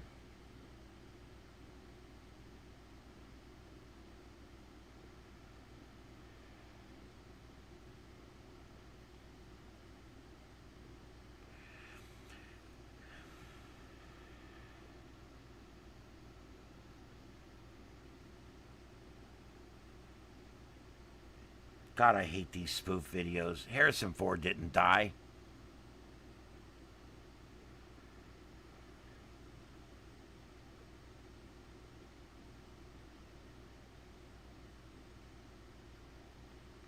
What I'm looking for, guys, is it's all piecemeal, and I'm looking for the entire special, but I don't see it. So I'm just gonna have to give it to you, and you'll have to figure it out. So anyway, what happened with this kid is he was... I'll tell you what I'm going to do. I'm going to give you the search string and just put it in yourself and just start watching the videos. I'm going to be signing off in 10 minutes. And this is the boy's name. Okay? And if you just put that in and put the word reincarnation, you don't even need that. Just put his name in and it will come up. But anyway, on this video, this kid at 2 years old starts telling stories to his mom and dad. He starts drawing pictures of planes and planes landing, planes taking off, planes shooting. And he starts, as he turns 3, they teach the boy his name, how to spell his name. And he writes his name, James, and he puts a 3 after it. And they ask him, why are you doing that? And he looked at him and he said, because I'm James the 3rd. And they're like, oh, okay. So they played along with it. Anyway, it goes on and on and on. The dad does not believe in this shit at all. He's not buying it. But the mom is like, there's something to this.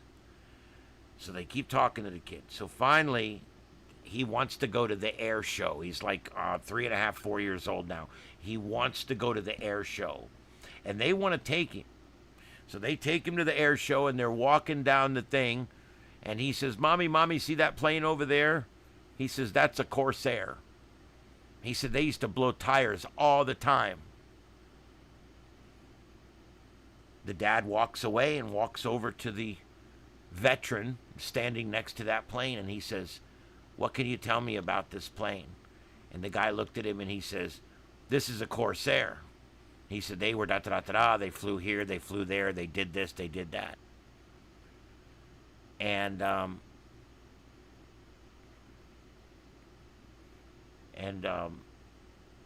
he says, what about the tires? And the guy goes, oh man, these things used to go through tires like crazy. Like every 3 or 4 landings, a tire would blow out. And the father began to believe. And so they started buying books about the Pacific theater of operation during World War II, because that's where everything he talks about is the Pacific, islands in the Pacific. And so he gets this one book, and he's going through this book, and he's trying to research something, and the kid's sitting there with him, and the kid freaks out and says, that's it right there. That's where little man went down in the plane. And he explains to his father that the plane was on fire and that his feet were burning in the plane. And it wouldn't fly anymore, and he ran into the ground and died. And he points to the island on the picture. He says, that's where little man went down. So they kept researching. And they ask him what his friends' names were that he flew with. He comes up with names. So they get a historian, and they go back and they start looking. And they start figuring it out. And sure enough, this guy named James, who's a second, remember I told you he always put James the third? The James that he's reincarnated from was James the second. He was named after his father.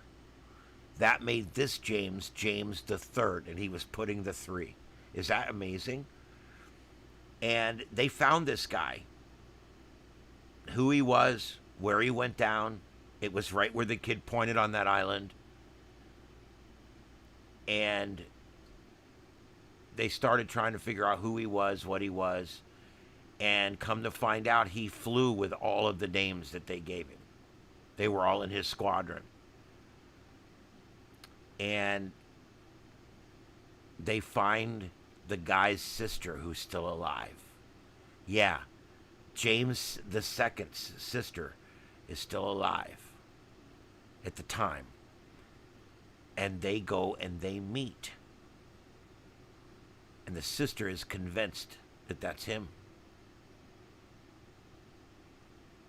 She gives him his belongings back. After he went down, they gathered up his belongings from his locker and his plane and everything. And they shipped it to her as next to kin. And she had his belongings still in a box for 50 or 60 years or whatever. And the kid got his stuff back. Have you ever heard of such a thing in your life? And so when I first watched this story, it explained a lot to me. I was like, wow, this is so amazing. But this has to be an isolated incident, right? No, it's not. There's a kid who was in the 9/11 buildings when it came down. And he knows it. He knew the people he was with. He knows information. He knew stuff.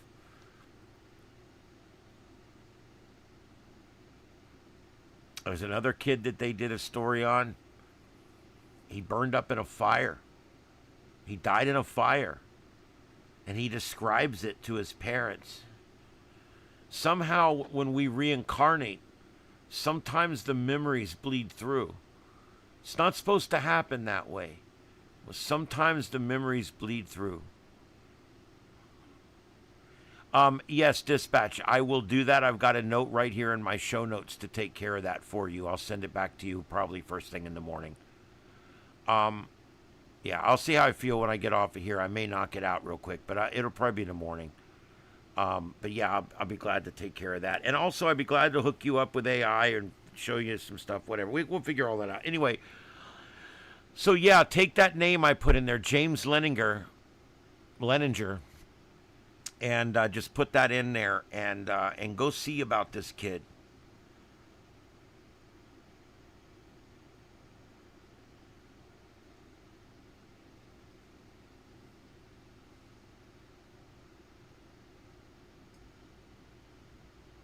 There was a series called Ghosts Inside My Child. There was another, 60 Minutes was doing them for a while. There was a lot of different people doing these, and so you can find them. You can find them.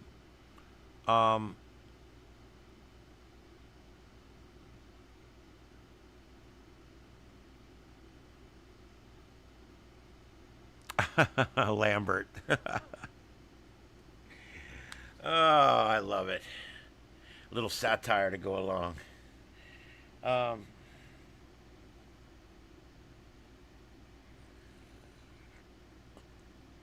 And reports that the Iranian Guard has just fired on another ship in the Strait of Hormuz, a tanker.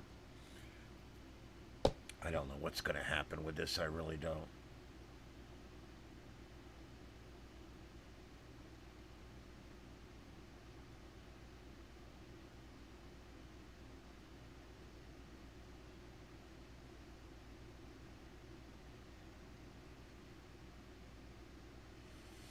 Anyway, check that out, guys. And don't let it disturb faith, okay?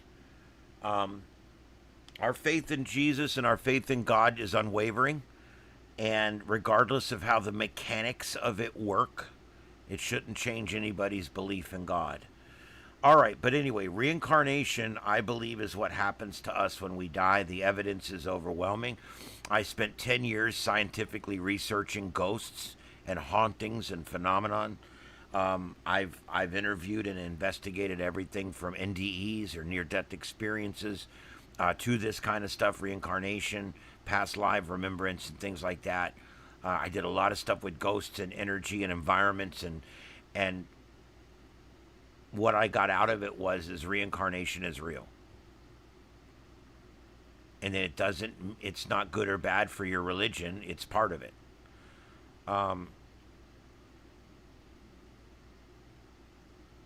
It would be cool, but, with Starlink, anything's possible. We used Starlink for a remote on July 4th, and it did not go well. There was some kind of mismatch. We're working on it right now.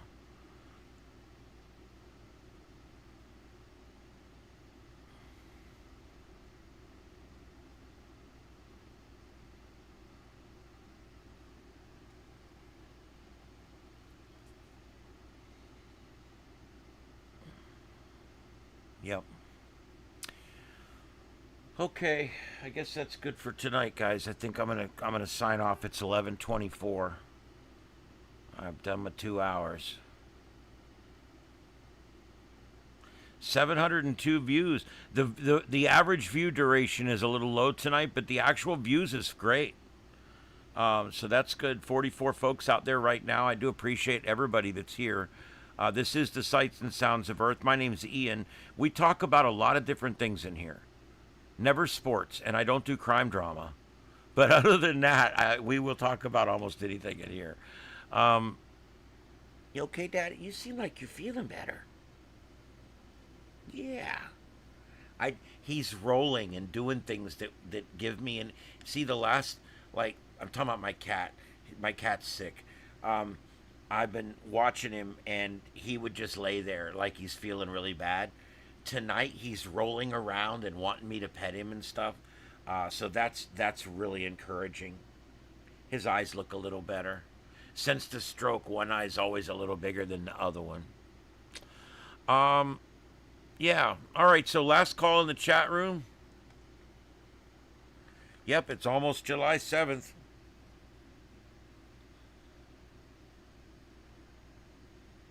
Poor little kitty. He likes this though, because he normally is kind of outdoor cat. He doesn't really like being trapped inside the house much. But when it's cold outside, he comes in here and he'll stay in here for days if it's cold outside. And if it's really hot, I'll bring him in and he'll do it.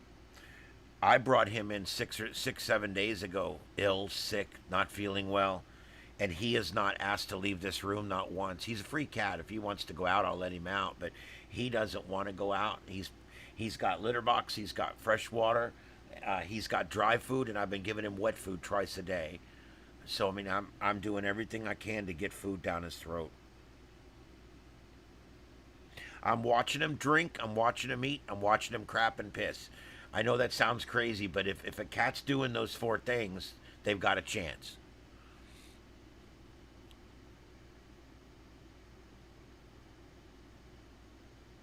Yep. I'm very close to my cats. I mean, I can't be around you guys if one of them dies because I'm a blubbering ass. I love cats so much, and it's so sad when I have to put them down. I have to pay someone to kill my cat. And it F's with my brain. But I do it.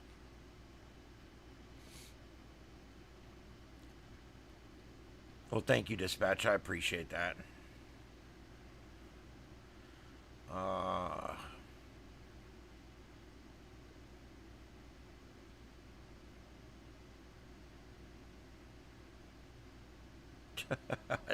Ted, don't be mean.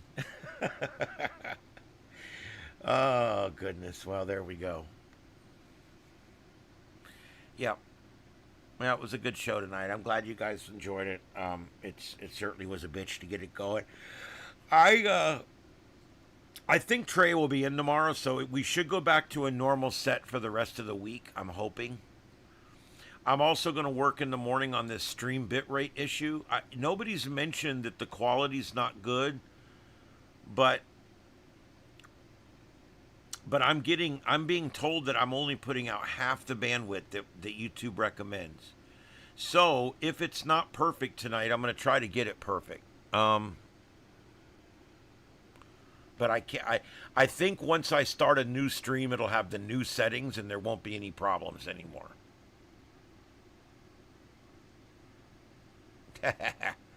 There you go. All right.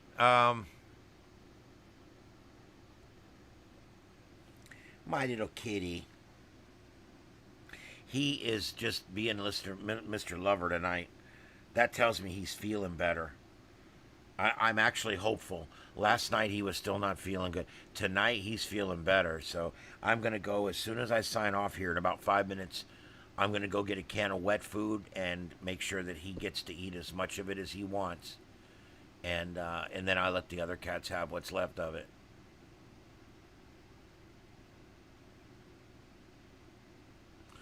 I spend about $50 a week between food and litter and cans.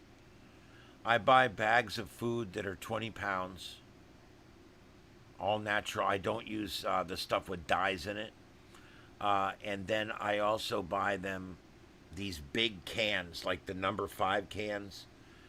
They're a lot bigger than, they're not the flat ones. They're not the full-size cans like your green beans. They're the next size up. They're like number 5s. I get those.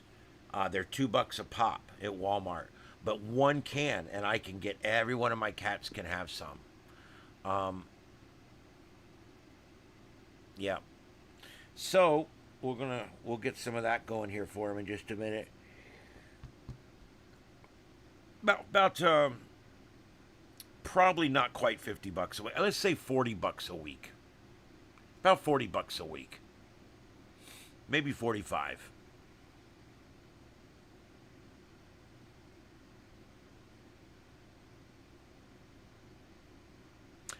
I don't know cannabis, Canna Club. I don't know. I don't know. I will tell you our chances for a hurricane are lower than usual to this year. But marginally lower, but lower. Mr. Spock's doing fine. He's outside. I'll probably bring him in. He can stay in here tonight. I just haven't brought him in yet.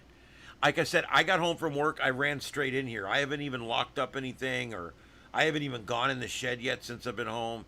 So it is what it is. I'm going to go do all that next.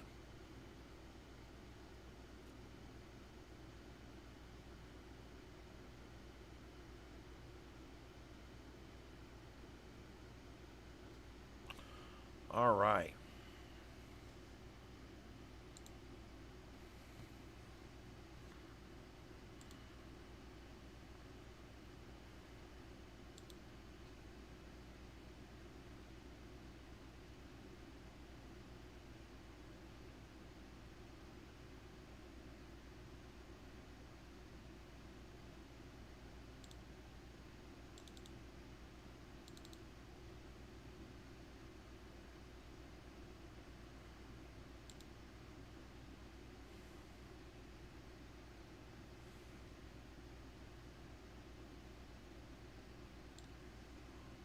All right, guys, I'm going to go ahead and call it. We'll see you guys later. I hope everybody has a good night out there. And a safe tomorrow. We'll see you guys tomorrow night, right back here for the Sights and Sounds of Earth on StarShip Adventures. Everybody have a great night out there. 7-3s, everybody.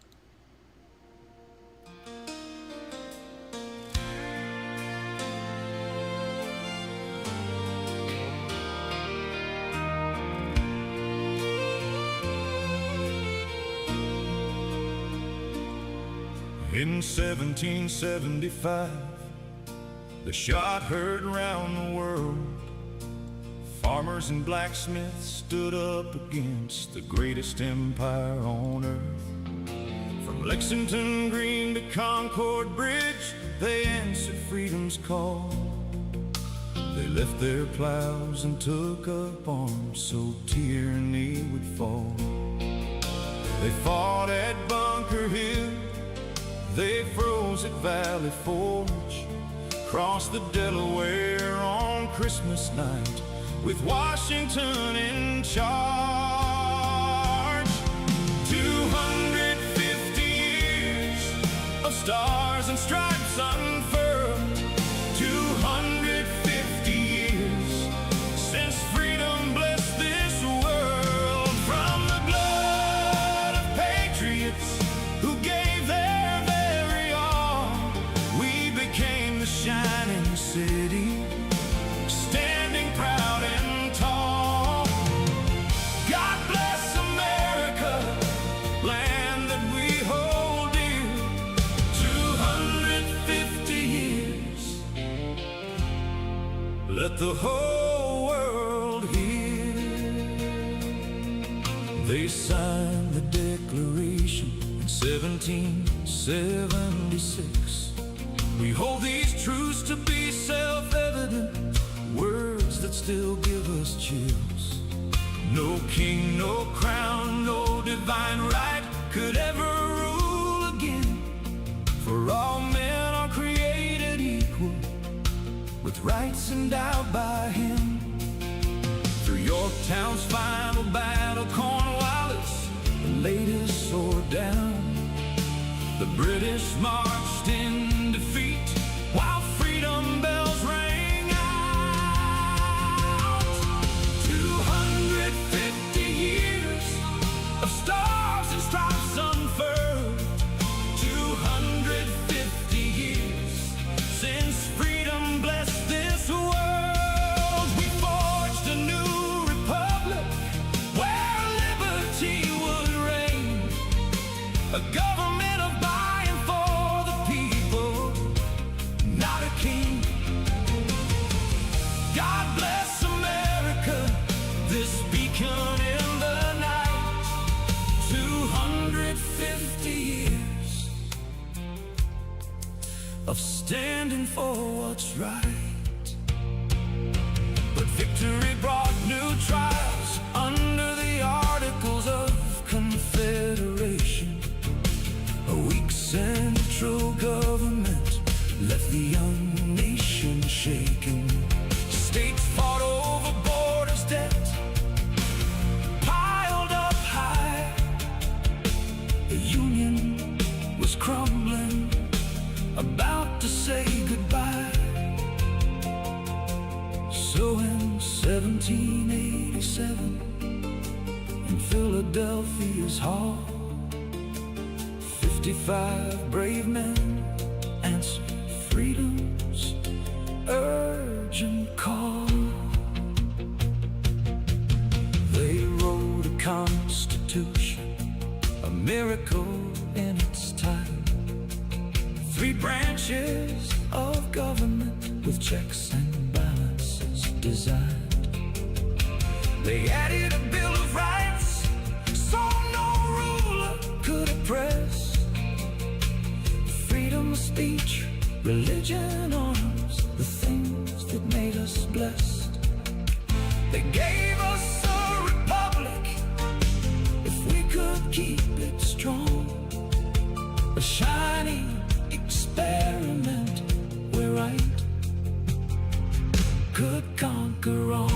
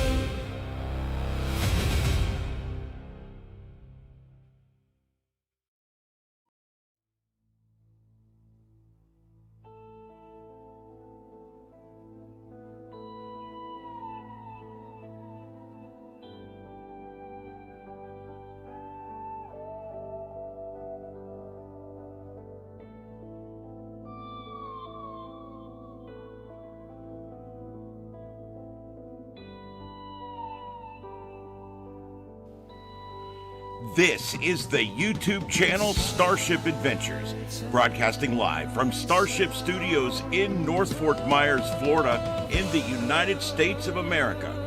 We thank you for joining us this evening for another broadcast of the Sights and Sounds of Earth, covering every breaking news story across this troubled planet of ours.